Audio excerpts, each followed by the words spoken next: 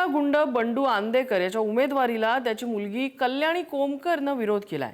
अनेकांचे बळी घेणाऱ्या बंडू आंदेकरला उमेदवारी देऊ नये अशी मागणी अजित पवारांकडे त्यांनी केली आहे। कोणत्याही पक्षाने आंदेकरला तिकीट दिलं तर आत्मदहनाचा इशाराही त्यांनी दिलेला आहे। पुण्यात गुंड बंडू आंदेकरच्या उमेदवारीला विरोध।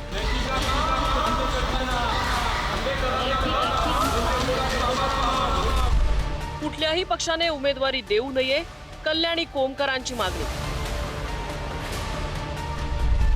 पक्षानं तिकीट दिलं तर आत्मदहन करण्याचा इशारा। जर का त्यांना तिकीट दिलं तर मी त्यांच्या पक्ष कार्यालयाबाहेर आत्मदहन करेन। पुण्याच्या गुन्हेगारी विश्वातील आंदेकर टोळीचा म्होरक्या हाच तो बंडू आंदेकर। उमेदवारी अर्ज दाखल करायला आलेल्या बंडू आंदेकरची पोलिसांनी वरात काढली।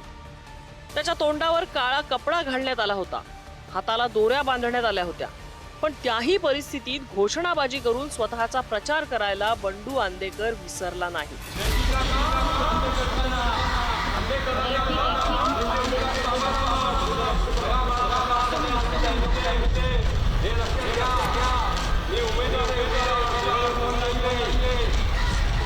बंडू आंदेकर, त्याची भावजय लक्ष्मी आंदेकर आणि सून सोनाली आंदेकर हे तिघेही उमेदवारी अर्ज दाखल करतायत। तिघांनीही वकिलांच्या मदतीने अर्ज दाखल केले, मात्र ते अर्धवट असल्याने स्वीकारले गेले नाही।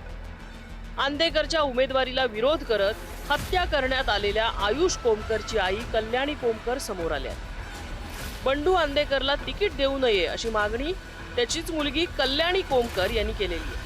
अजित पवारांच्या पक्षासह कोणत्याच पक्षाने आंदेकरला तिकीट दिलं तर त्या पक्षाच्या कार्यालयाबाहेर आत्मदहनाचा इशारा त्यांनी दिलेला आहे। माझं सगळ्यांनाच विरोध आहे। मूळ म्हणजे बंडू आंदेकरांना, ते माझे सख्खे वडील असून, माझ्या मुलाचे आजोबा असून त्यांनी असं पाऊल उचललं, त्यामुळे मला आता त्यांच्याविषयी काही वाटत नाही।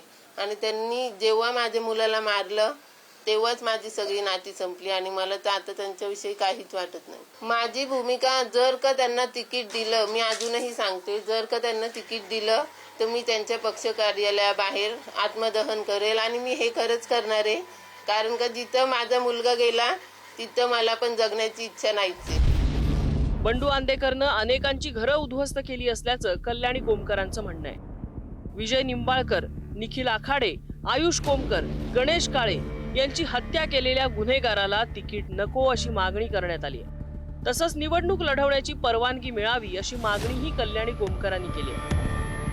अपक्ष लढणं म्हणजे ही सोपी गोष्ट नाहीये, तेवढी आमच्याकडे पॉवर नाहीये आणि आमची पण लोक नाहीयेत, त्याच्यामुळे ते तर मी नाही अजून निर्णय घेतलाय।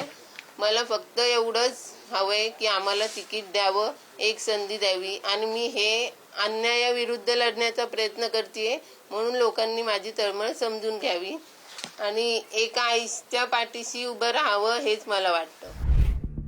आंदेकर आणि कोमकर टोळीच्या संघर्षातून पुण्यात मोठं गँगवॉर घडलं।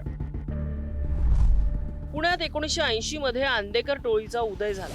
बाळू आंदेकर हा या टोळीचा म्होरक्या। 1984 मध्ये बाळू आंदेकरच्या हत्येनंतर त्याचा भाऊ बंडू आंदेकरकडे टोळीची सूत्र गेली।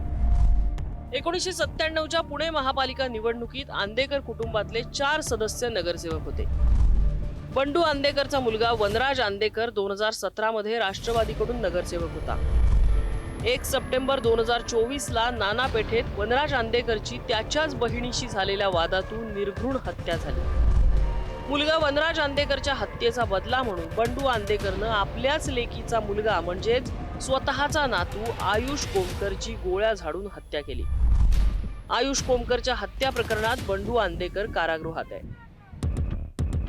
वनराज आंदेकर भाऊ होता, त्याची सुपारी दिली नाही असं सांगत कल्याणी यांनी संबंध नसताना सगळं भोगावं लागत असल्याचं म्हटलंय। आता आंदेकरच्या तिकिटाविरोधात कल्याणी कोमकर यांनी जाहीर भूमिका घेतल्यानंतर पुढे काय होणार हे पाहावं लागणार आहे।